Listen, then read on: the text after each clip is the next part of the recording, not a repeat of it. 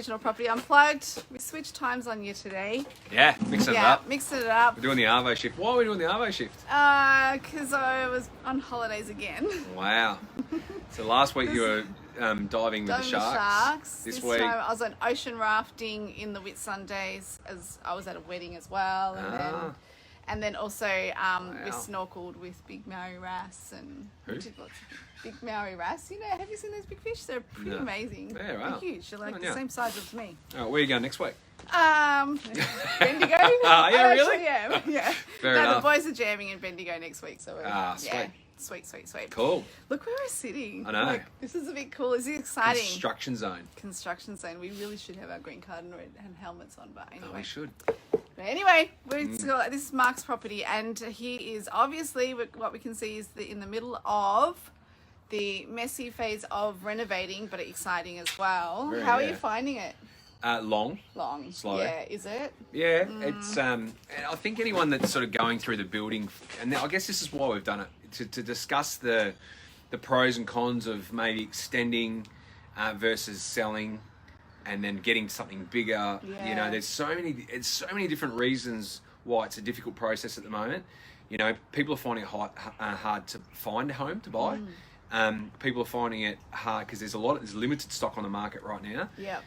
But then if you want to build or renovate, you can't get a builder, you can't get tradies.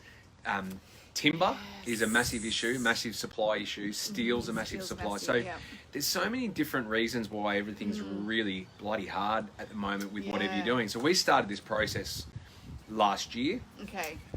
Probably maybe good timing, or bad timing, whichever way you look at it. But it's still exciting. Yeah, it's a fun process to go through. Well, if you're not in a rush, and I guess for you guys it's okay because you're in a home that you're quite comfortable in, and everyone fits, and you're not on top of each other, so it makes it a little bit easier. Yeah, I mean, we've gone from 3 toilets in the house to 1. Oh yeah, and you've got a big family. And with 5 kids, you know, in the house, it's always a bit of a line-up at the ensuite toilet. Yeah, I bet it is. But you know what? It's a bit of fun. The laundry's outside, bit of fun. But it is more of an extension. We've demoed a little bit of the house, but it's more of an extension for what will end up, you know. So a lot of the work's getting done. We're still living inside. It's fine. So I feel sorry for the people that are building at the moment that are actually waiting for a home to live in because the delays for us, we were supposed to be finished by the end of May. Right. And you can see pretty clearly we're not finished.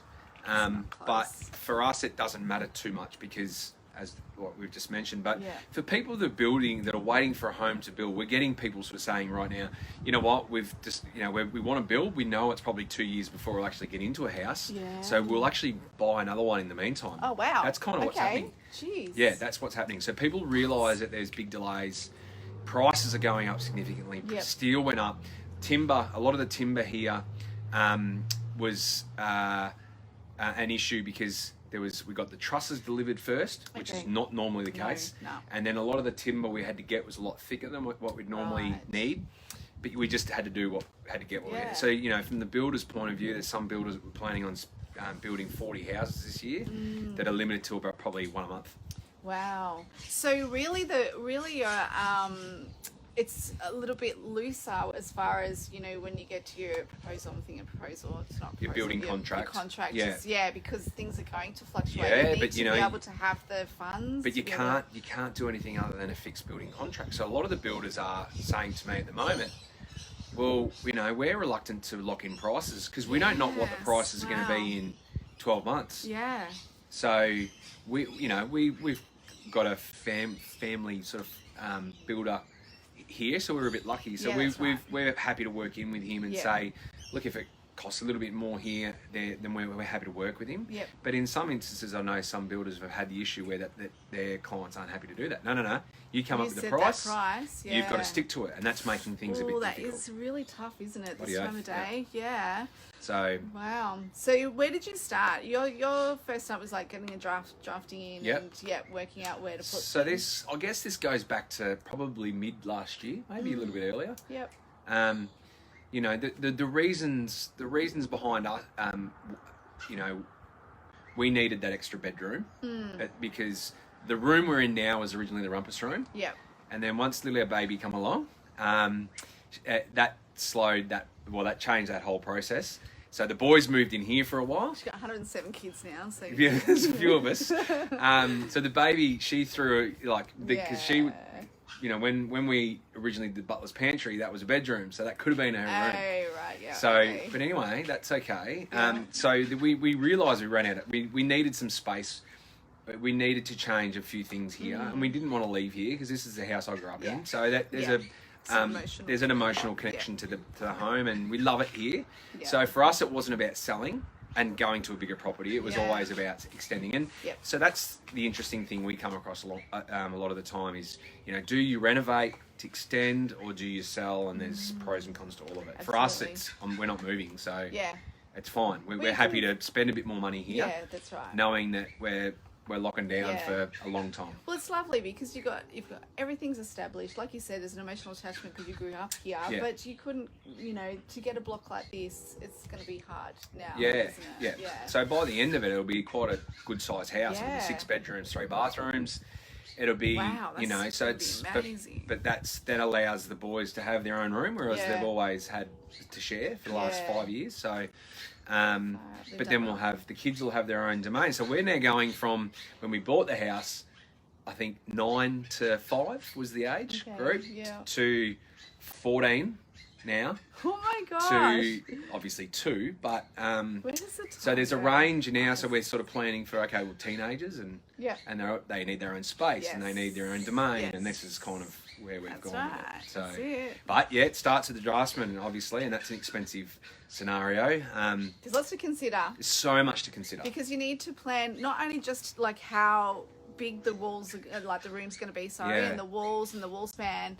But you need to consider the littlest details like the PowerPoints. Yeah. Where are you going to put the TV? Where are you going to... No. You got to work that out. That's Andy's job. Andy's job. But it's kind of like, it's working out where the window's going to sit. Can you fit a TV there? Where do you want your couch to be? Yeah. All those little things need to be considered from that beginning. And when you do a renovation, things like... I mean, it's a bit hard because you can't see it, but certain walls don't allow certain things. We've got a lot of brick around here, so suddenly they were like, "Oh, well, you can't do that type of fitting or this, and the bath's too long, so now we're going to do a smaller door." So you've just got to adapt with your renovations. You've got to sort of just roll with the punches a little bit. Yep. There was something that came up yesterday. There was a type of product we're using on the exterior, and we were going with the matte look, but this particular colour that we'd chosen everything around, they don't do that. For that colour. Yes. So you just got to roll with it. And sometimes it's just like, oh, well, that's what it is. Yeah, got to change the concept. But that's so your costs are, you've got to roll with your costs. Like instantly the council turned around and said, well, you're extending your house. You need to extend your septic system. The realm and everything. The realm. And the realm is currently 75 metres long and they want an extra 400 metres put on.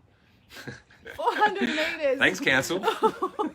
400 metres. So half a kilometre of realm. Which is not feasible in a half-acre block. Literally, I'd have to go to the scout hall and down to the cemetery and back again. It literally is not feasible. So you had to work that out. So we had to then spend money on a full treatment plant system. Okay. So there was 12, 13 grand we didn't account for. Yeah. So there's always those little things, and these are the things you need to make sure which you don't necessarily plan for.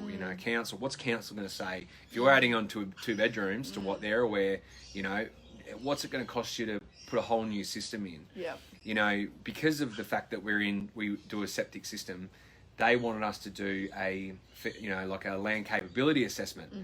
That was $1,200, and then you get your engineering, and then you get there's so many things that you don't consider. So before you start, you're 10 grand. Yeah, exactly. Easily. That's right. Yep. Easily. And a lot of people go, all right, I'm just going to do a $50,000 renovation. That should add on X amount. Yeah. But in reality, it's 60, 70, easily.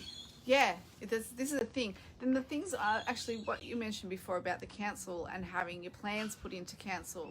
Yeah. Is I think a really good idea is to make sure that you are aware that the council will probably make changes and make recommendations like you, which needs to go back to the draftsman to do new plans for the new permit. Because it needs to be final plans to put in for that. So you do have that extra costs when you're going to and fro. So you really keep that in mind when you're doing that. It was interesting.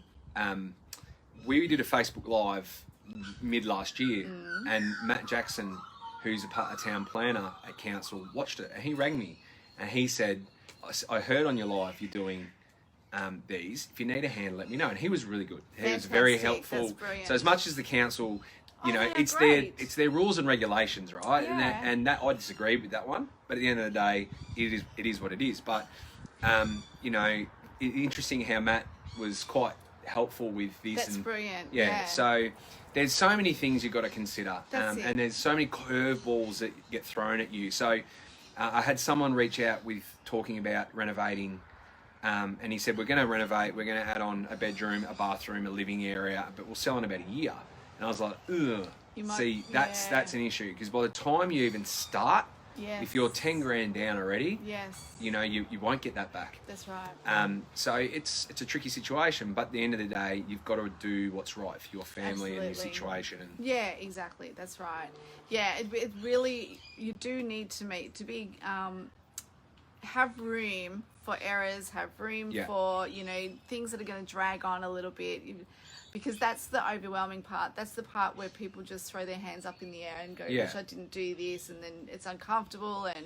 But today the roof was going on. Yeah. But they're just too busy. So it's Right. it was supposed to be last week. Now it was today, and then it was going to be Friday, but most likely it'll probably be next week.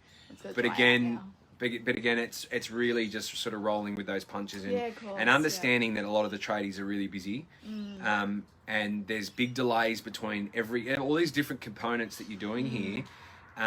There's sort of really big delays, and the advice from our builder at the start was order everything now. Oh wow! And just go and put it in a shed somewhere. Yeah, good idea. Because that's, you know, there's the supply problems are where I think by later this year, you'll almost, some building scenarios will just ground to a halt.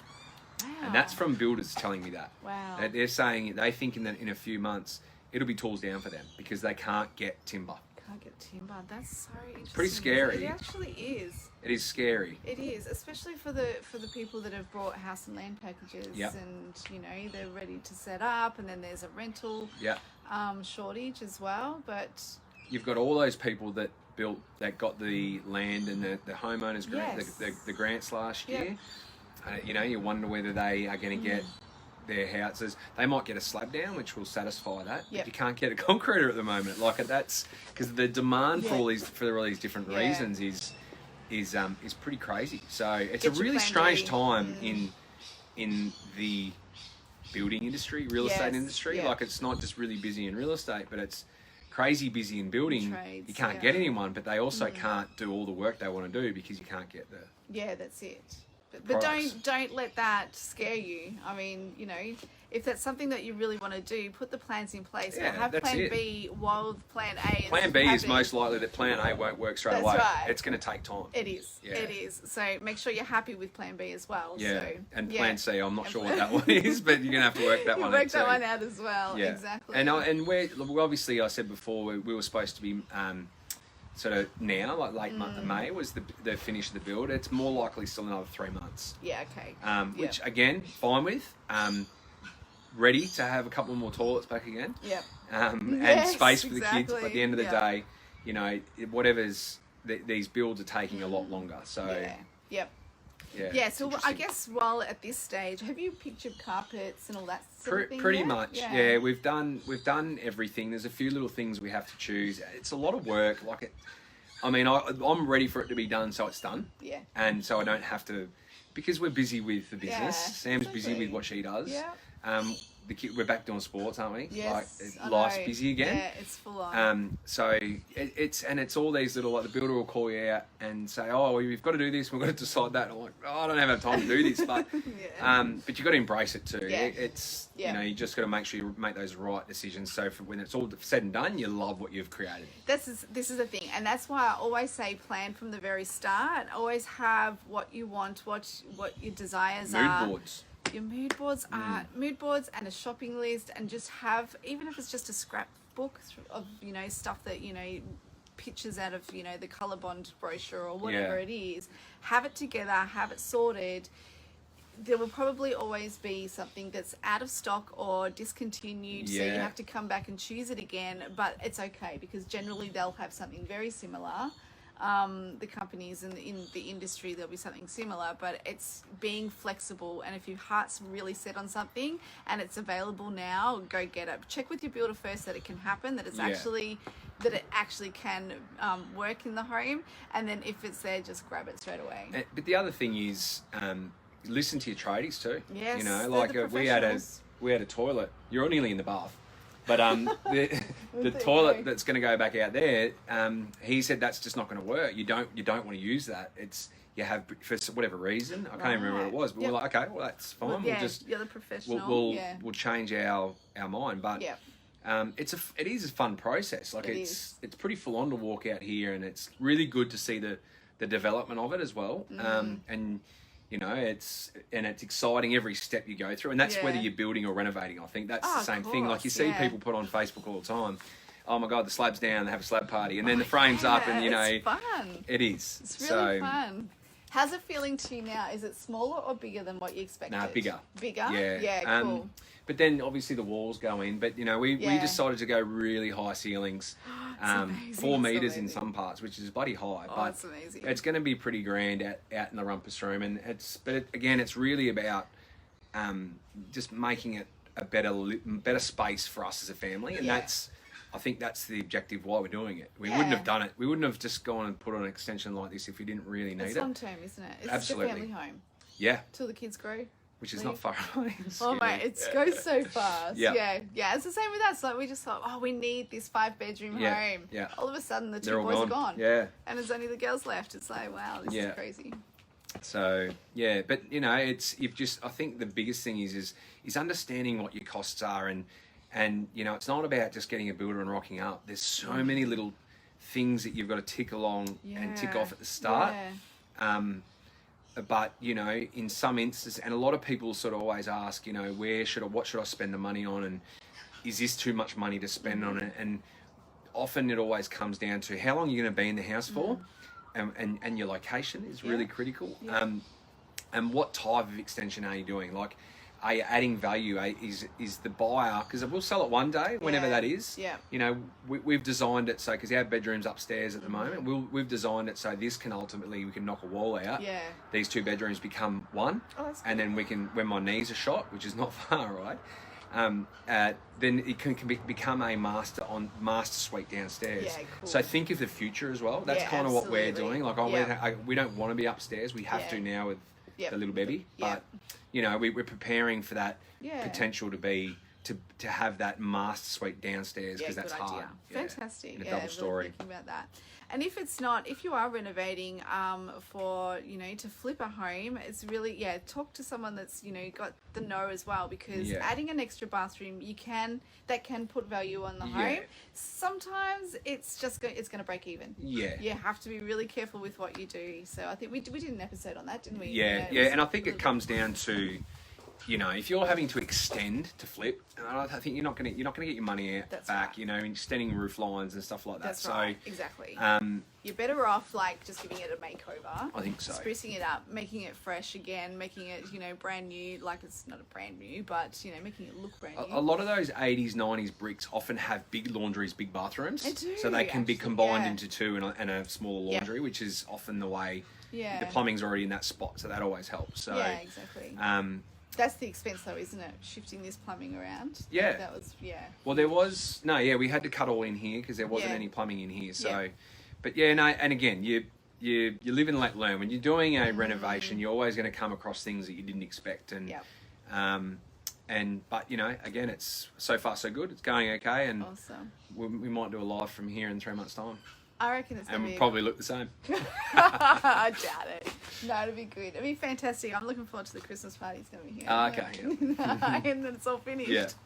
Yeah, that's good. Awesome stuff. Yeah, so if you have any questions about, you know, what you should do, what you are on the fence about, if you are flipping, or if you know, to put value on your home, or whether to buy or to buy, sell, renovate, exactly. whatever, build. It's and they're the biggest questions that we're getting at the moment. That I'm getting is I just don't know what to do. Yeah. And it all just comes down to why you're doing it. Yes. Why? Exactly. What's the plan? Why are you doing it? What's your objective? Yeah. You know, what's your timeline? And then it's usually a fairly black and white answer, I think. It is. And sometimes Sometimes. it's just like, you know, you can't see the forest for the trees. And when you have a conversation with someone that's Yeah. been doing it for a long time, the professionals, then it can just help you nut out what, you know, what you do want, what you don't want. Yep, agree. Yeah, cool. You know where to find us on the socials, Facebook, Mark Thornton Real Estate, One Agency, and Shona Lee. All right, will we get out of here? I reckon. Get in the warm? Thanks for the All rain, right. everybody. Yes. All right, we'll see you next week. Bye for now. See you later. See ya.